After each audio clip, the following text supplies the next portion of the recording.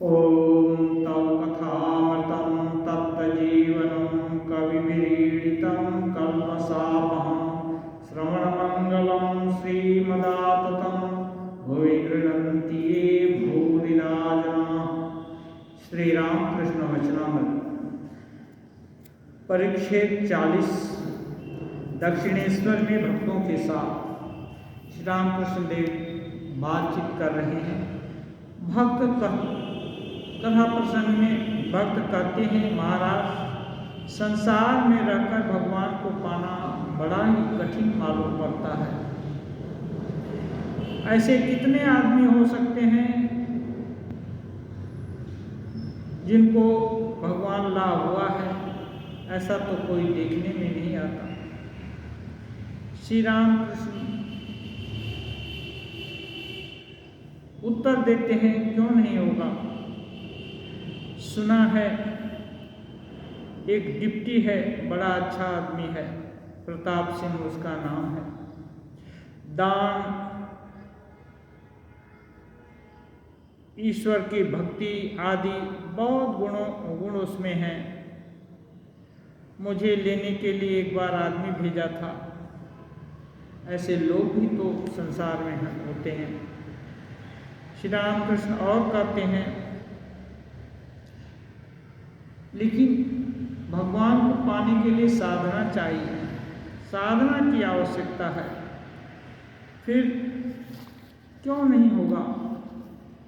साधना चाहिए। साधना यही है कि जो सहज प्रवृत्ति है उसको हटा तो एकदम नहीं सकते हैं। श्री रामकृष्ण देव इसलिए बोले, इसका मोड़ फिरा सकते हैं। स्नेह की फैकल्टी है तो उसको स्नेह क्यों करना जो टेम्पररी है? भगवान को क्यों नहीं स्नेह देते? दिल उस चीज में, छोटे मोटे चीज में दे दिया, भगवान को क्यों नहीं दे देते? यदि देना ही है तो ऐसे मोड़ फिराने के लिए बहुत रास्ते बताए गए हैं। ठाकुर जी भी कहते हैं, इसलिए मोड़ फिराकर मन की सहज प्रवृत्ति को भगवानमुखी करना ही तो साधना है। यदि ये किया जाए तो क्यों नहीं होगा। और एक कहते हैं, ठीक ठीक विश्वास हो तो अधिक परिश्रम नहीं करना पड़ता। चाहिए गुरु के वचनों पर विश्वास। असल बात है, आध्यात्मिक जगत में विश्वास एक तो है जिसको नहीं जानते, जिसको नहीं मानते, देखे नहीं, जिसका प्रभाव नहीं मालूम, उसको कैसे विश्वास करेंगे? विश्वास करना इतना आसान नहीं। लेकिन विश्वास हो गया तो वस्तु बहुत दूर नहीं है। कैसे? एक उदाहरण, साधारण सा उदाहरण, यदि किसी गरीब घर का लड़का रोज काम करने जाता है, जाता तो थोड़े से कमाई के लिए, किसी दिन घर में रिपेयर करते खोदते खाते उसको यदि सोने का हंडा मिल जाए, सोने की पेटी मिल जाए, सोने की आभूषणों से भरी या मोहरों से भरी, तो अब क्या वो गरीब रहेगा? उसकी गरीबी हटाने के लिए उसको पढ़ाई पढ़नी पड़ेगी किसी कॉन्वेंट में जाकर। उसको कुछ नहीं करना पड़ेगा, वो तुरंत ही वो धनी हो जाएगा, क्योंकि जान गया कि उसके पास बहुत कुछ है। धीरे से फिर उसको ढंढूक देगा, लेकिन वो धनी हो जाएगा। उसी क्षण उसको धनी होने का आभास हो जाएगा। इसको कहते हैं knowledge is power. Swami ji जैसे ही जानकारी हुई कि मेरे पास ये सब है, वैसे ही गरीब धनवान बन जाता है। ऐसे ही जब आत्मा का ऐश्वर्य मालूम हो जाता है, वो साधारण साधक आत्मज्ञानी बन जाता है। आत्मज्ञानी न भी बने, यदि उसको दृढ़ धारणा हो गई कि मैं नित्य मुक्त शुद्ध बुद्ध स्वभाव हूं, तो भी बहुत उच्च अवस्था प्राप्त कर सकता है। ऐसे ही गुरु जो कि सच्चिदानंद का संधान देने के लिए विभिन्न रूप में इष्ट का कोई रूप बताए, कोई नाम बताए, कोई कुछ कुछ निदर्शन करते हैं। अद्वैत ज्ञान का गुरु होंगे तो दूसरे ढंग से ये करेंगे। जो कुछ भी उपदेश देते हैं वो भगवत प्राप्ति या ईश्वर दर्शन या ब्रह्म ज्ञान पाने के लिए तो देते हैं। यदि इस उद्देश्य से दिया हुआ ज्ञान उस पर 100% विश्वास हो जाए, ठाकुर बोलते हैं 1 रुपया 5 आना विश्वास। किसका था? गिरीश बाबू का। गिरीश बाबू कौन सा कुकर्म समाज में जो भी हो सकता है होना, कौन सा नहीं किए। वो बोलते थे कि मैं जिस जमीन पर बैठता था 7 हाथ मिट्टी अपवित्र हो जाती थी, लेकिन उनकी अपनी करतूत पर विश्वास था। इसलिए बोलते हैं सेल्फ कॉन्फिडेंस उनका इतना भयंकर था कि यदि मेरे इस कमी को कोई दूर कर सकता है तो वो साधारण नहीं होगा, उस भगवान को छोड़कर और कोई हो ही नहीं सकता है। जैसे रावण में विश्वास हो गया, खर दूषण मौसम बलवंता तिन्हीं को मारहि बिनु भगवंता। जब इससे सुना रावण शूर्पणखा से, उसकी बहन से, कि क्षणभर में खरदूषण और तृष्णा को खत्म कर दिया, तब उसका कान खड़ा हो गया। एकदम उसको तुरंत अनुमान हो गया कि खरदूषण तो मेरे समान बलवान था। उनको देवता दानव या किसी में शक्ति नहीं उनको हिला सके, उनको झुका सके, ऐसी किसी की शक्ति नहीं। इसका मतलब जरूर भगवान अवतार ले लिए हैं। तब वो निश्चय करता है सुर रंजन भंजन महिभारा, जो जगदीश लिन्न अवतारा, तो मैं जाई बैर हटी करी हूँ, प्रभु सर मरी हो सागर करी हूँ। तब रावण ठीक कर लिया कि यदि देवताओं को शुभ करने के लिए, उनको खुश करने के लिए, ऋषि मुनियों का संताप दूर करने के लिए, पृथ्वी का भार हटाने के लिए यदि भगवान स्वयं अवतीर्ण हुए हैं इस रूप में, राजा के लड़कों के रूप में, तो बहुत अच्छा सुयोग आ गया है। बहुत शासन कर लिया, जलवा दिखा दिया, बहुत नाम भी कमाया, प्रभाव भी देखा दिखाया। अब क्या रह गया? अब अंतिम बात बना लेनी है। अंतिम बात क्या है? भगवत स्वरूप की प्राप्ति। वहाँ पर तो अब तो तपस्या नहीं होगी, जी हजूरी तो कहीं नहीं कर सकते, विनय विनय तो स्वभाव में नहीं है। फिर यदि भगवान ये किए हैं तो उनके हाथों उनसे बैर नहीं करने से तो कैसे मारेंगे? क्योंकि वो कारुणिक करुणामय है। वो थोड़ी सी भी दया पर खुश हो जाते हैं तो वो कैसे मारेंगे? मारने के लिए, उनके हाथों मरे जाने के लिए कुछ अपराध करना पड़ेगा। और तब रावण ये बोलते हैं, it's soul is potentially divine, Swami ji कहते हैं सभी के अंदर वही उसका विकास प्रकाश अलग अलग है। रावण में आसुरिक विकास है, लेकिन है तो देवत्व सबके अंदर। ईश्वर से भिन्न और कुछ है नहीं, अच्छा या बुरा कुछ भी। तो उसको समझ हो गया कि नहीं, क्यों समझ हुआ? क्योंकि उसका आत्म स्वाभिमान था, अपने ऊपर विश्वास था। उस विश्वास को जस्ट ट्रांसफर करना था भगवान की तरफ। उसने ठीक किया। यदि मनुष्य लोग हुआ तो कितने नर बानर और कितने जीव जंतु हम लोग जीते हैं इस दुनिया में। जो कुछ भी था सबको तो रावण जीत लिया था। तो ये सबको जीतना कोई आसान, कोई कठिन बात नहीं है, तुरंत जीत लूंगा। और यदि भगवान है तो उनसे बैर करने में मेरा परम कल्याण होगा। उनके हाथ मरकर भवसागर से पार उतर जाऊंगा। जब ये दृढ़ संकल्प हुआ, कितने लोग समझाए, कितनी विनती किए, कितना कुछ किए, कभी किसी का नहीं सुना। ऐसे हैं गिरीश बाबू,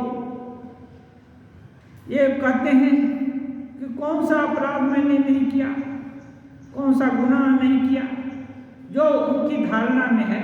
ऐसा नहीं है कि सारे जगत का गुनाह गिरीश बाबू ही कर लिए, लेकिन उनके दिल की धारणा कि जितना भी गुनाह किया वो क्षम्य और धो करके साफ करने योग्य नहीं, इतना काला ड्रेस में लग गया। अब इस ड्रेस को यदि कोई एकदम साफ कर दे तो भगवान से ही संभव है, उसके द्वारा, और उसको छोड़कर कोई नहीं।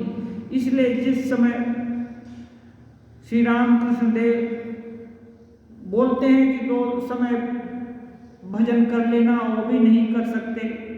अच्छा, एक बार याद कर लेना दिन में, वो भी नहीं कर सकते। कुछ भी नहीं कर सकते तो फिर क्या? तब रामकृष्ण देव और एक धाप आगे जाकर बोलते हैं तब बकलमा दे दो, आम मुख्तारी दे दो, मीन्स अपना भार दूसरे को दे दो। तो वहाँ कौन है? गिरीश बाबू के नज़र में और तो कोई उनका भार ले ही नहीं सकता है। तो वो बोले कि ये कर सकता हूँ। तब श्री रामकृष्ण देव उनका आम मुख्तारी लिए, और जैसे ही आम मुख्तारी लिए एकदम गिरीश बाबू की प्रशांति विराजमान हो गई उनके दिल में। और फिर उनके दिल में कोई शंका नहीं हुई कि ये ढोंगी साधु है या बनावटी लोग हैं या और है, कुछ भी धारणा नहीं हुई। उनका दिल गदगद हो गया, प्राण शीतल हो गए। जन्म जन्म की आस मानो पूरी हो गई उसी क्षण, क्योंकि उनको ये था मेरा, और वो देखे थे उदंतता भी कर चुके थे, अपराध भी किए थे, रामकृष्ण देव को डांटे भी थे, बकते भी थे, सब की थी। कुछ दिन हो चुका था उनके साथ आना जाना। फिर ये जान करके भी कि मैं ऐसा हूँ, कोई मेरा अपराध मेरी तरफ से कोई कर सकता है? इतना हिम्मत, तो इतना हिम्मत भगवान को छोड़कर और कोई नहीं कर सकता है। इसलिए खुले बाजार में श्री रामकृष्ण को भगवान का अवतार बोल करके घोषित करते हैं और बोलते हैं। और इस धारणा में किसी की बात गिरीश बाबू नहीं सुनते। तो ये है पक्का विश्वास। ऐसा विश्वास हो जाए तो ज़्यादा कुछ करने का जरूरत नहीं। तो भगवान तो पास में ही है। हाँ, 2.5 अक्षर प्रेम का पढ़े से पंडित हुए। हाँ, एकदम एक पास से भी पास में है, लेकिन विश्वास नहीं होता तो दूर दूर ही मंदिर गिरजा कहाँ घूमते हैं, तीर्थ भ्रमण करते हैं, सत्संग कहाँ नहीं खोजते हैं ईश्वर को। लेकिन यदि दिल में खोजा और उनको सही सही माना कि नहीं है, गुरु के वाक्य में विश्वास हो, तो तुरंत क्षण भर भी नहीं लगेगा भगवान को मिलने में। लेकिन ऐसा विश्वास नहीं। जैसे बच्चा है, माँ बुलाई, जो भी पिंटू चिंटू नाम रख दिया, तुरंत उसका कान खड़ा हो, माँ बुला रही, हाँ तुरंत तो ये हो जाता है, उसको धारणा हो जाती है कि माँ बुला रही। ऐसे ही यदि ईश्वर पर के गुरु जो भी उपदेश दिए हैं, ये मंत्र जाप कर रहे हैं हम, और इसको भगवान सुन रहे हैं, इससे वो कृपा करेंगे, ये उनको सुनाई पड़ रहा है, ये उनका ही नाम है, जिनको कि हम इतना याद कर रहे हैं वो अपने हैं। ये इतना विश्वास हो जाने से ये बहुत जल्दी हो जाएगा। विश्वास में इतनी शक्ति है। कहते हैं राम जी को लंका जाने के लिए पुल सुल बनवाना पड़ा, और हनुमान जी को कुछ नहीं, जय श्री राम बोलकर सीधा लंका में हाजिर। ये नाम का प्रभाव है। हाँ, शक्ति का उन्मेष जहाँ होगा, एकाग्रता बढ़ेगी, तो आत्मा में अनंत शक्ति है। अनंत शक्ति का स्फुरण हो तो लंका जाना क्या, सारा विश्व ब्रह्मांड चक्कर काट करके तुरंत आकर के हाजिर हो सकते हैं। अनंत शक्ति आत्मा में, लेकिन उस शक्ति के साथ एकात्मता, विश्वास होना। इसलिए कहते हैं विश्वास हो गया तो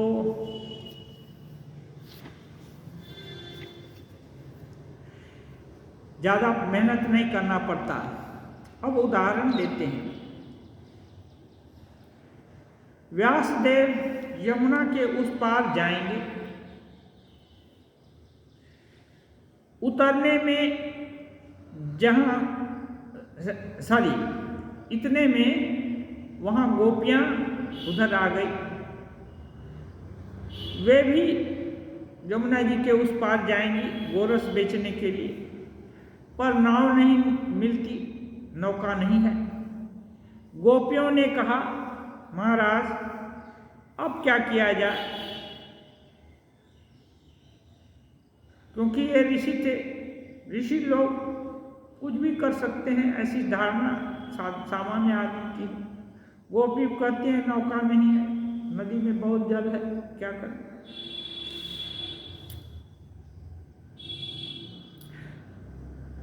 व्यासदेव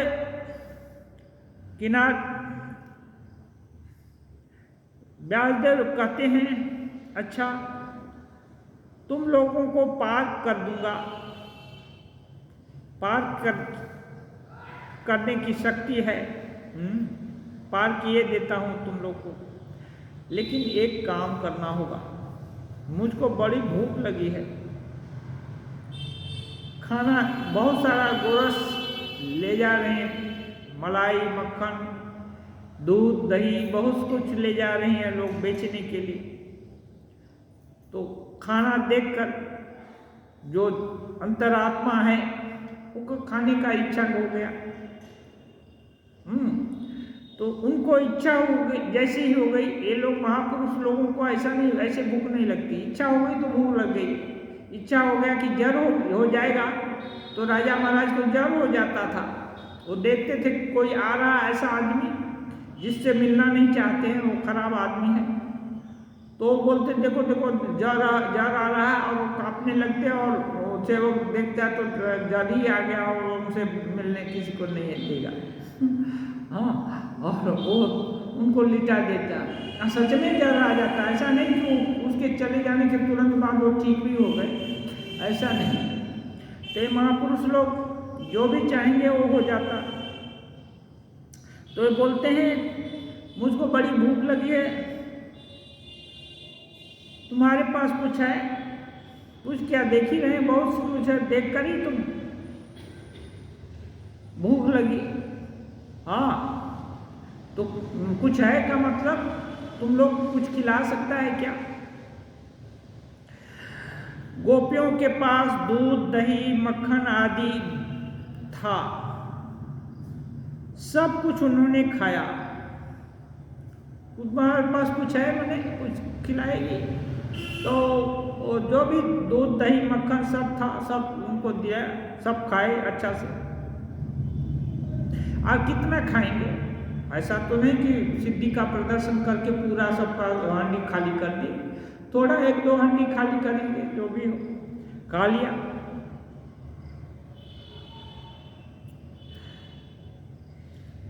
अब गोपी लोग बोली, महाराज अब पार जाने का क्या हुआ?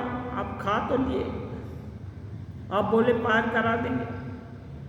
व्यासदेव तब किनारे पर जाकर खड़े हुए और कहने लगे, व्यासदेव किनारे पर गए गंगा जी के, कहने लगे, हे यमुने, यदि आज मैंने कुछ न खाया हो तो तुम्हारा जल 2 भागों में बट जाए, न खाया हो तो।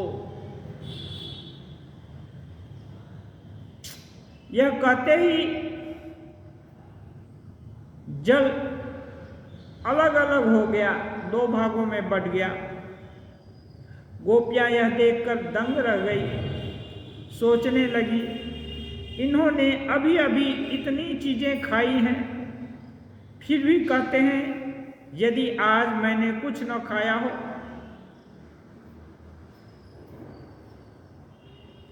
गोपी सोचती हैं इतना सब चीज खा लिए, थोड़ा नहीं खाए। आगे के लोग थोड़ा खाने में भी ज्यादा खाते थे, तो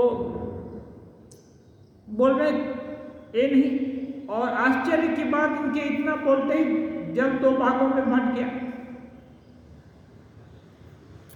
क्या बात है, बड़ी आश्चर्य की बात तो होगी।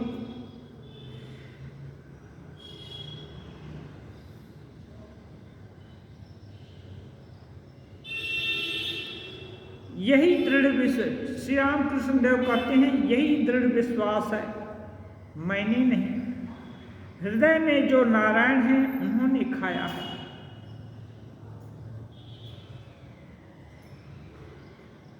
नारायण की इच्छा हुई, गोपियों का जो गोरस है खाने के, बोलते समय बोल दिए कि मुझको बड़ी भूख लगी है, लेकिन वो मुझको मने वो जो भीतर नारायण है उसको भूख लगी है। ठाकुर बोलते थे इसके अंदर 2 हैं, भक्त और भगवान। तो यदि भगवान का गुनाह करो तो ज़्यादा कुछ नहीं है, हाँ भक्त का गुनाह कर दो तो ये क्या है, वो बोलते हैं भक्त का हाथ टूट गया, ये हुआ, हाँ तो भक्त दुखी होता है। हाँ तो ये 2 भीतर में विराजमान है। और बोले थे उसका माँ का, उसका वो यदि नाराज हो जाए तो मैं भी माफ नहीं करूँगा। तो ये विश्वास का बात है।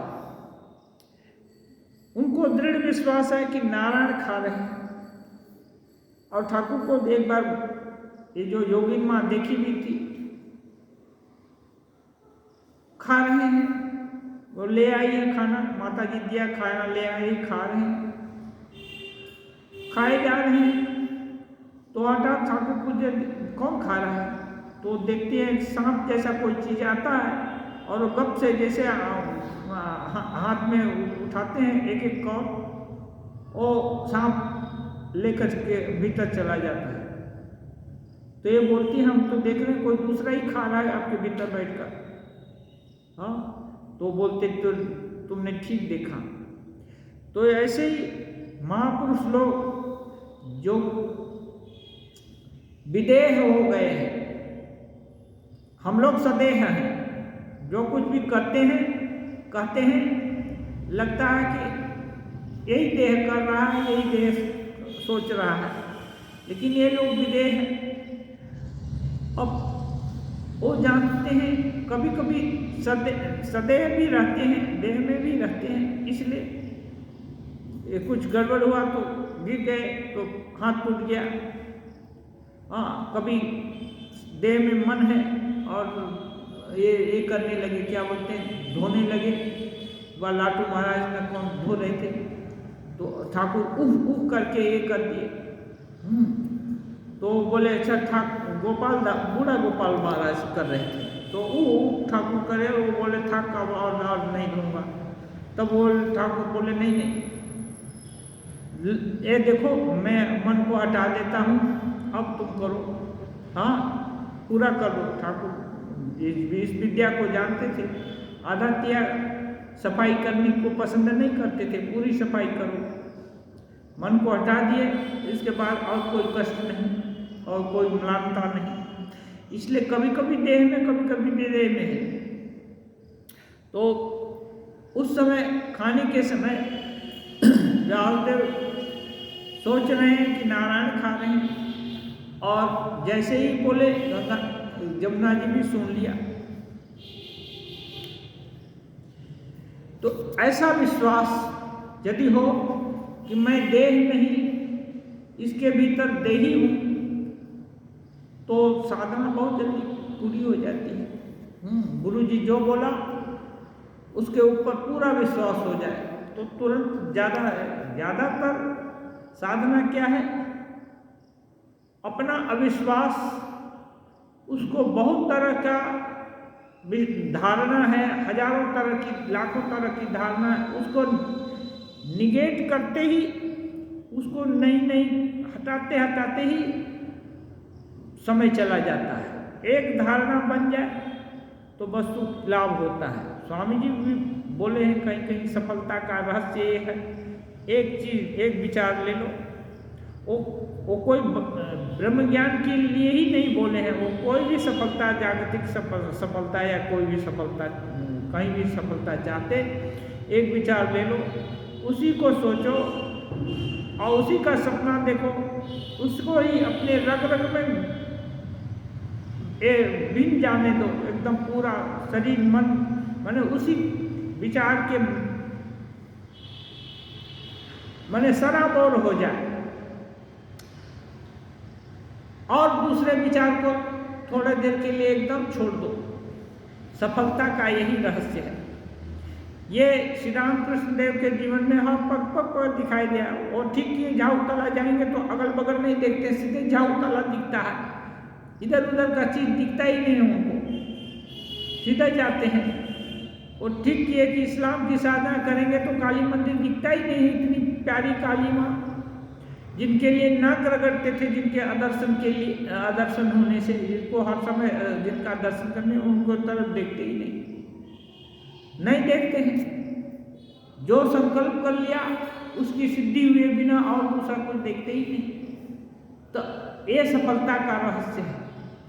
इससे शक्ति संचय हो गया और एकाग्र मन से जो कुछ होगा वो तो लाभ होना ही है, उसकी सिद्धि तो अवश्य भावी है। कहते हैं शंकराचार्य तो ब्रह्मज्ञानी थे, पर पहले उनमें भेद बुद्धि भी थी। शंकराचार्य ब्रह्मज्ञानी थे और पहले भेद बुद्धि थी। अब मन कई स्तर पर रहता है, भेद शरीर में भी रहने से, शरीर में है इसका मतलब भेद बुद्धि है। वैसा विश्वास न था। चांडाल मांस का बोझ लिए जा रहा था। वे गंगा स्नान करके ही उठे थे कि चांडाल से स्पर्श हो गया। काशी का बात है, मांस लेकर चांडाल जा रहा, कह उठे, अरे तूने मुझे छू लिया। ब्राह्मणोचित, ये ब्राह्मण लोग छू लेने से अपवित्र, और वहाँ तो साउथ में तो ये भी था, दूर हट जाओ, नहीं छाया पड़ने से भी बहुत सारे ये सब विकृति आ जाती है धीरे धीरे। तो साधारण लोगों में विकृति हो अलग है, ब्रह्मज्ञानी में विकृति क्यों है? तो बोलते हैं ठाकुर ये तुमने मुझे छू दिया। चांडाल ने कहा महाराज न आपने मुझे छुआ और न मैंने आपको। शुद्ध आत्मा न यह शरीर है, न पंचभूत है और न 24 तत्व है। चांडाल बोला कि आपने भी मुझको नहीं छुआ, न मैंने ही आपको छुआ। हाँ, शुद्ध आत्मा शरीर भी नहीं है, पंचभूत का विकार भी नहीं है और 24 उनके पंचभूतों का विकार जहाँ से हुआ वो सब 24 तत्व तो कुछ भी नहीं है, वो तो शुद्ध आत्मा है। तब शंकर को ज्ञान हुआ, तब शंकराचार्य को ये हुआ कि अरे मैं तो ब्रह्मज्ञानी, सब जगह हम में तुम में सब में एक ही आब्रह्म स्तंभ पर्यंत ब्रह्म ही देखते हैं, और यहाँ कैसे भेद बुद्धि आ गई कि चांडाल छोड़ दिया। हाँ, मुझको कौन स्पर्श कर सकता है, मैं तो आत्मा हूं। सिकंदर एक इंडस नदी के किनारे स्वामी जी ये कहते हैं, वो सिद्ध योगी देखने का इच्छुक था, तो लोग उसको बताया कि योगी ऋषि तो जंगल में रहते हैं, अपने में रहते हैं। तो फिर वो उसकी इच्छा हुई नहीं, जहाँ भी रहते हूँ मैं यहाँ जाऊँगा। जाकर देखने गया तो देखा एक ऑलमोस्ट नंगे साधु दिखाई दिए, जीर्ण शरीर चट्टान पर, कुटिया के सामने चट्टान पर बैठे हैं। जाकर बातचीत किया तो इसको लगा कि बढ़िया आदमी है, ज्ञानवान है, तो उनकी विद्वत्ता से प्रभावित हुआ। फिर उनको बोला कि आप चलिए यूनान मेरे साथ, मैं वहाँ का राजा हूँ। ये बोले नहीं राजा, मैं यहाँ अच्छे हूँ, यहाँ जंगल, वहाँ खाने पीने हर चीज़ की व्यवस्था रहेगी, आपके सेवक भी रहेंगे। वो बोले नहीं, कुछ का जरूरत नहीं, नदी से पानी मिल जाता है, जंगलों से फल मिल जाता है, और क्या चाहिए, यहाँ मैं अच्छे से हूँ, मैं नहीं जाना चाहता हूँ। ये लोग तो आत्माराम हो गए, उनको किस चीज़ का जरूरत है, क्यों जाएंगे। वो बोलता है, धमक देता है, नहीं जाएंगे तो जानते हैं मैं सम्राट हूँ, मैं आपको दंड दूंगा, मार दे सकता हूँ। तब ये जीर्ण शीर्ण साधु ये ठठा करके हंसता है और कहता है, अरे इस लोक के सम्राट, इतनी देर तक जो तुमसे बातें हुई उसमें सबसे मिथ्या बात अभी तुम बोला। तुम इस लोक का एक राज्य का सम्राट मुझको मार सकता है, तेरी क्या शक्ति है कि मुझको मार? मैं अजर अमर आत्मा हूँ, मुझको कोई नहीं मार सकता, अग्नि भी नहीं जला सकती, तू क्या कर सकता है? इसको बोलते हैं ये दृढ़ विश्वास। ये विश्वास कहाँ से आया? प्रत्यक्ष ज्ञान से। देख रहे हैं मैं आत्मा हूँ, उसको बोलने का, विश्वास कराने का कोई, इसलिए बच्चे का विश्वास माँ के ऊपर होता है, रात दिन देखता रहता है, बस जन्म से, जब से होश आया तब से देख रहा है, वही लालन पालन कर रही, देख सुन कर रही। हाँ, कभी मारती भी है, कभी खिलाती भी है, कभी लेकर भी घूमती है, सब कुछ करती है, इसलिए तो विश्वास हो जाता है। तो शंकराचार्य को तब होश हुआ, अरे मैं ब्रह्मज्ञानी। तब उनका ये जो थोड़ा सा अधूरापन था वो पूरा हो गया। जैसे ये अपने तोतापुरी जी महाराज माँ के दूसरे स्वरूप को एकदम नहीं मानते थे और तर्क भी करते थे। श्री राम कृष्णदेव कभी कभी संध्या हो जाती, उनके पास बैठे बैठे रहते तो ताली बजाकर माँ का नाम गुणगान करने लगते। एक दिन वो बोल दिए, अरे रोटी क्यों ठोक रहा है, माने रोटी क्यों ठोक रहा है, जब खाने का समय होगा तब ठोकेगा, अभी क्यों रोटी ठोक रहा है, विद्रुप छल उपहास के लिए। तब ठाकुर को बोले अरे माँ का, ठाकुर बोले अरे माँ का नाम लेने को तुम ही करके बोलते थे, तुम इसको रोटी ठोकना बोलते, ऐसा कुछ बोले। फिर ज़्यादा वो जवाब नहीं दिए, सोचे ठीक है नया लड़का है, धीरे धीरे इसकी धारणा बदल जाएगी। वो तो गुरु जी है ना, उनको अद्वैत वेदांत के आचार्य हैं। फिर लेकिन ये उनके पर्सनालिटी की एक कमी थी, एक अभाव रह गया था उनका, जिसको कि वो अनुभव नहीं कर पाए थे, माया के राज्य का उनको अनुभव नहीं हुआ था।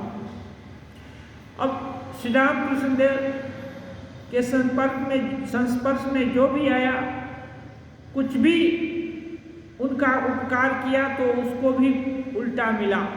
माँ ऐसी वैसी नहीं है, एक कदम कोई माँ की तरफ आता है तो माँ 100,000 कदम उसकी तरफ जाती हैं।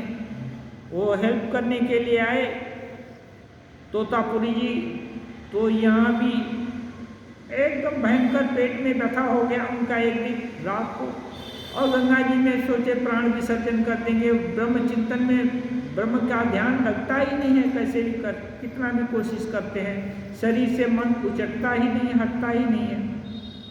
फिर सोचे अब तो ब्रह्म ज्ञान हो गया है, अब इस शरीर को रख कर क्या करना है और इसके लिए क्यों पीड़ा पानी है। गए उस पार तक चले गए, पानी नहीं मिला उनको, डूबने का घुटना भर पानी नहीं मिला। चलते गए और ये करते गए, जब उस पार पहुंचने ही वाले थे, हठात उनको लगा अरे ये क्या है, ये कौन सा खेला है, इतनी बड़ी नदी में डूबने भर का कहीं भी पानी नहीं, ऐसा कैसे संभव हो सकता है। तब उनका युवा क्या ये माया है, दैवी लीला। जब ये उनको दिल में आया तब देखते हैं जले स्थले सब जगह माँ माँ, हाँ सभी जगह माँ से भरा हुआ पूरा नदी, पूरी संसार, पूरा सब कुछ देखते हैं। और जब उनको अपने शरीर का ख्याल होता है तो देखते हैं कोई पीड़ा भी नहीं है, पीड़ा सीड़ा कहाँ चली गई बिना कुछ औषध पत्र खाए। अब आ गए, मामा ही कर रहे हैं, भजन कर रहे हैं। जैसे ही रामकृष्ण देव दूसरे दिन आते हैं, ये बाबा दूसरे ही हो गए हैं, बदले बदले दिखे। तब वो रात की जो पूरी घटना है इनको सुनाए, और ये अंतिम जो उपलब्धि थी हो गई। तो वो सोचे अब इनको सिखाने के लिए अपने लिए कुछ नहीं है, इसलिए क्योंकि लगता है मैं उल्टा तर्क करता था, लड़का है कि इसी के प्रभाव से माँ ने हमको ये सब दिखाया, इसलिए अब श्री राम कृष्ण देव से विदा लेकर के बोले अब जाने दो। हाँ, अब जब गुरु का भी चेला का भी सीखना हो गया, गुरु का भी हो गया जो पाना था गुरु दक्षिणा, तब वो विदा हुए। तो ये है देह ज्ञान सहज में जाता नहीं है, लेकिन जस धारणा बदल गई तो गया। तो इसको बोलते हैं नॉलेज पावर। इस चीज की थोड़ी सी कमी रह गई तो शंकराचार्य को ब्रह्म ज्ञान नहीं हुआ था, ऐसी बात नहीं है। लेकिन ये जो व्यवहारिक जगत में ये जो छुआछूत व्यवहार के धरातल पर है ना, वो तो समाधि में नहीं है, तो व्यवहार के धरातल पर भी ऐसा भेदभाव क्या रखना है। तो तब उनको मालूम हुआ, और फिर कुछ नहीं किए, और फिर उनको विद्वेष नहीं रह गया। और कहते हैं वो शिव जी ही चांडाल का रूप धारण करके आचार्य शंकर के ऊपर अनुग्रह करने के लिए वो सब कांड किए थे। और तब इनको माने ये जो सगुण रूप का भी उनको पूरा आभास हुआ। और बहुत सारा उसके बाद तो बहुत सारे देवी देवता का स्तोत्र वगैरह भी लिखे हैं शंकराचार्य। केवल निर्गुण देवी का ही नहीं, सगुण का भी व्याख्यान किए हैं। गंगा जी के ऊपर भी स्तोत्र लिखे हैं। तो ये क्या है? विश्वास ज्ञान के बिना विश्वास नहीं होता। कुछ तो ज्ञान चाहिए, लेकिन गुरु जी पर यदि विश्वास है, उनके वाक्य को सुन लिया और मान लिया और चल दिया, जो भी होगा, मरना होगा या जीना होगा या जो कुछ होगा, पुण्य जुटेगा या पाप जुटेगा, जो गुरु जी बोल दिया वो करेंगे। तो इसमें जल्दी हो जाता है। कभी हम लोग शायद आप लोगों को एक कहानी सुनाया होगा, सुनाया? एक नदी के किनारे दो लड़के टहलने गए थे। अच्छी छोटी कहानी है।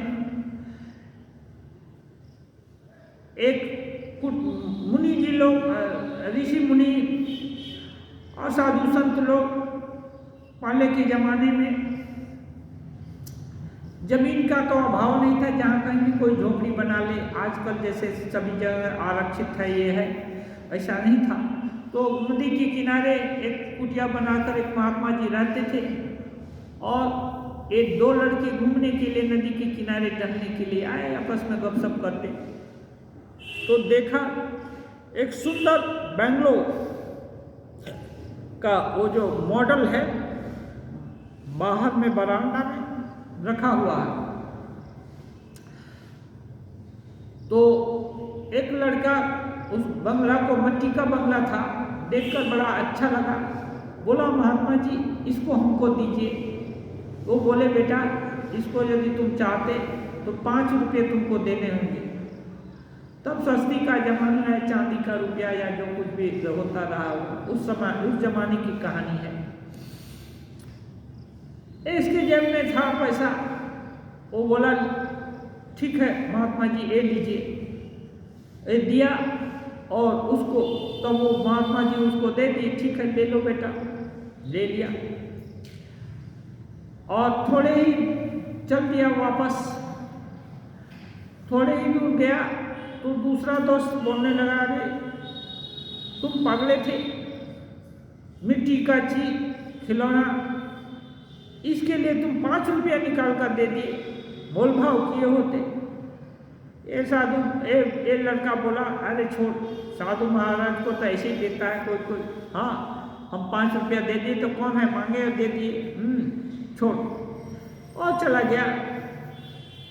दूसरे उसी रात ये जो ऑब्जेक्शन लगाया था कि तुम इतना मोल भाव क्यों नहीं किया, ये लड़का सपना देखता है। मेरा दोस्त उसी बंगले में स्वर्ग में एकदम ऐश्वर्य महिमान्वित होकर एकदम ऐश्वर्य में मजे से वहाँ विराजमान है और अनेक सुख भोग रहा है। आइए सब, और वो बंगला एकदम चमक रहा है। तो इसको लगा कि अरे इसका महात्मा जी का दिया हुआ प्रसाद है, इसकी कृपा से इसको इतना ये हुआ।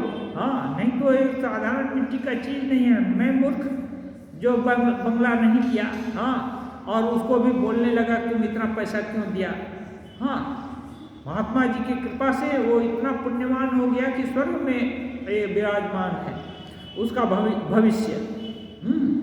ये सोच करके तुरंत उसकी नींद खुल गई और ये इतना विविध स्वप्न था कि इसको भुलाया नहीं जा सकता है। और दिन होने का इंतजार करने लगा। जैसे ही भोर हुआ वो बोलता है साथी को, चल मैं भी एक बंगला लूँगा, मैं चलता हूँ, चलो जाएंगे घूमने महात्मा जी के पास। ये साथी को नहीं बतलाता कि ऐसा सपना देखा है, गया। वो साथी घूमने के लिए जाता था, ही था, गया तो देखा एक बंगला फिर रखा हुआ है बाहर में।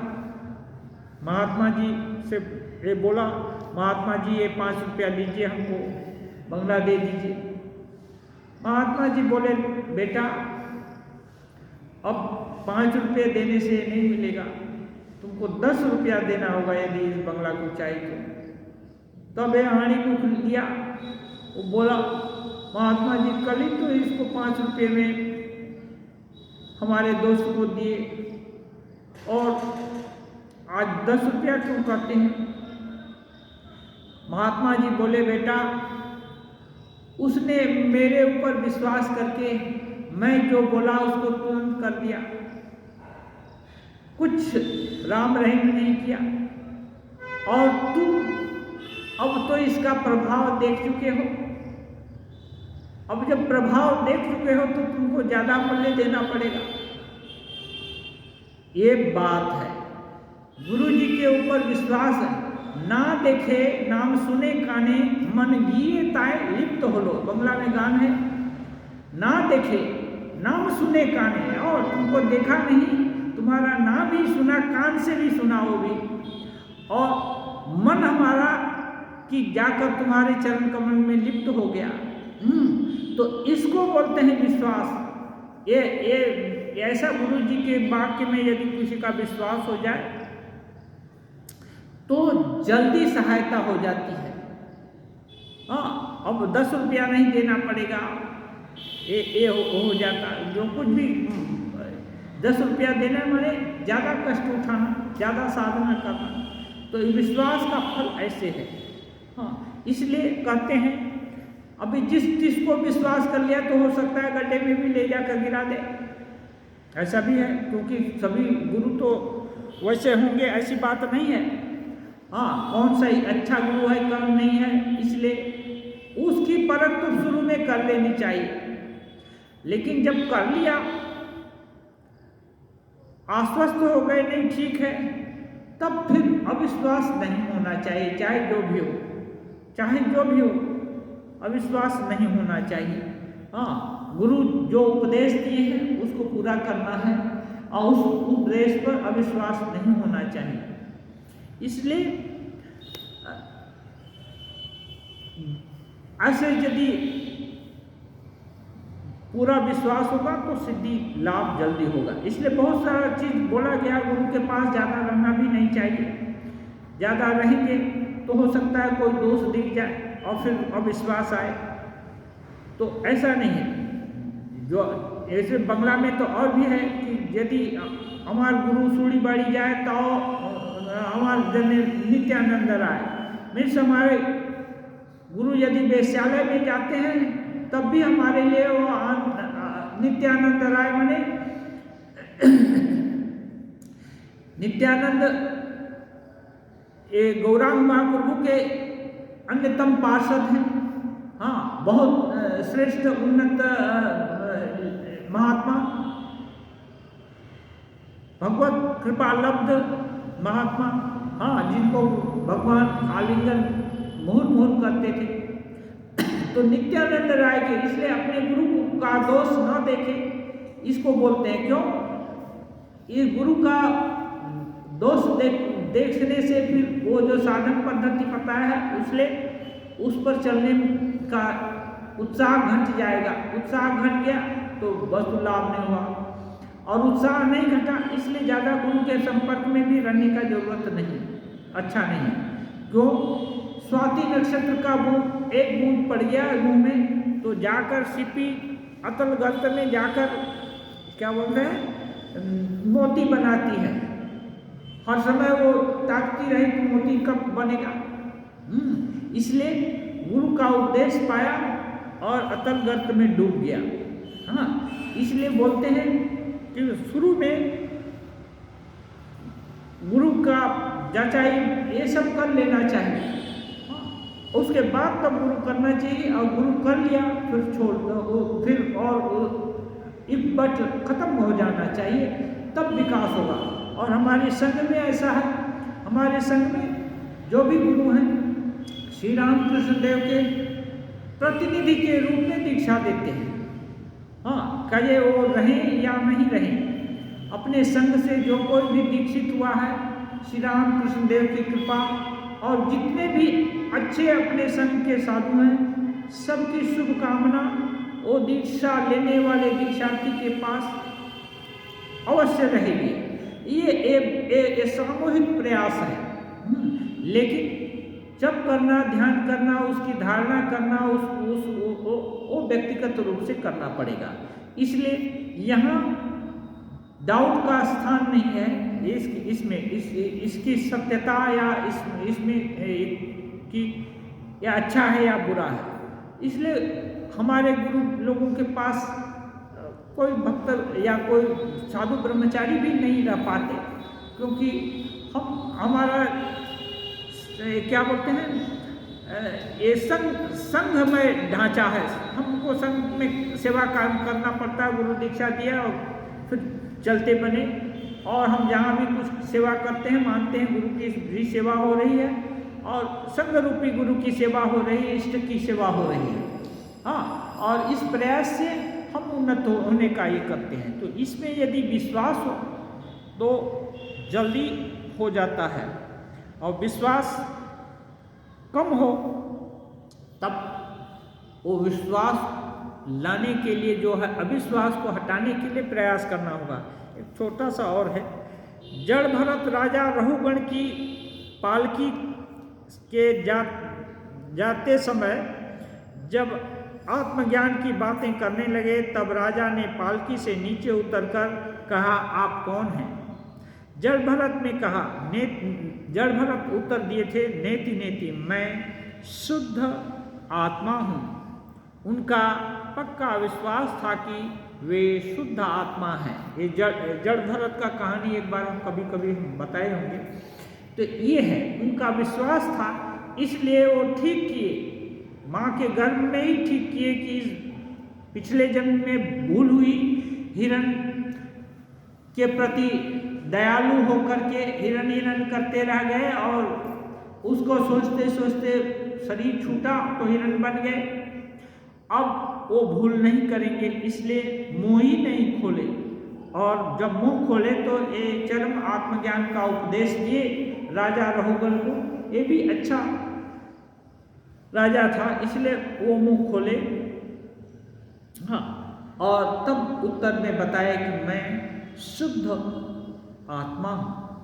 ये विश्वास होने से वो निर्लिप्त रहे, उनको भाभी कष्ट दिया, भाई पत्ता नहीं दिया, ये सब कुछ अवहेलना, उपेक्षा, खाना नहीं दिया, हो सकता है बासी कुसी खिलाया, सब खाकर संतोष करते रहे।